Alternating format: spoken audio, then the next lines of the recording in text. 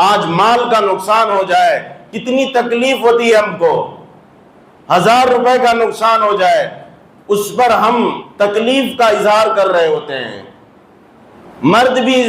اس کا اظہار کر رہا ہے، عورتیں بھی اظہار کر رہی ہے کہ ہمارا نقصان ہو گیا، کسی کی کمپنی میں نقصان ہو جائے وہ اس بات پر نہ جانے کئی کئی دن تک کھانے نہیں کھا رہے ہیں، لاکھوں روپے کا نقصان ہو جائے، ہفتوں اس کا غم ہمارے دل اور دماغ پر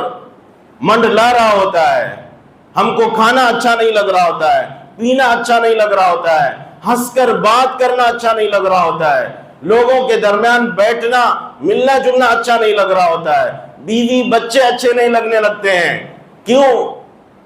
اس تکلیف کا، اس کے نقصان کا ہم تو صدمہ اٹھا رہے ہیں، اس کو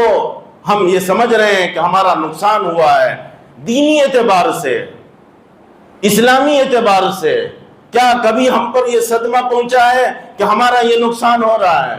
ہماری نمازیں چھوٹ رہی ہے، ہم نماز نہیں پڑھ رہے ہیں، نماز میں ہم سستی کاہلی کوتاہی کر رہے ہیں، کیا اس بات کا ہم مسلمانوں کو صدمہ ہو رہا ہے؟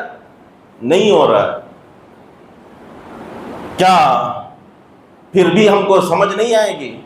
کہ دنیاوی اعتبار سے ہم تو تکلیف اٹھا رہے ہیں،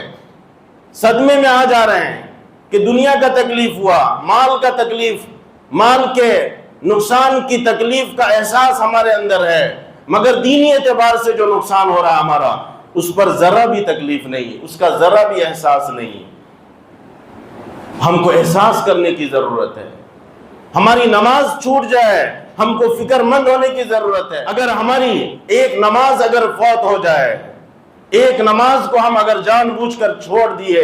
تو ایسا ہے کہ جیسے بیوی بچے پورا خاندان کسی حادثے کے شکار ہو گئے ہوں، تو ہم کو کیسے تکلیف ہوگی؟ ایسے ہی ایک نماز کو اگر ہم چھوڑ دے رہے اس سے بڑھ کر ہم کو تکلیف میں آنے کی ضرورت ہے۔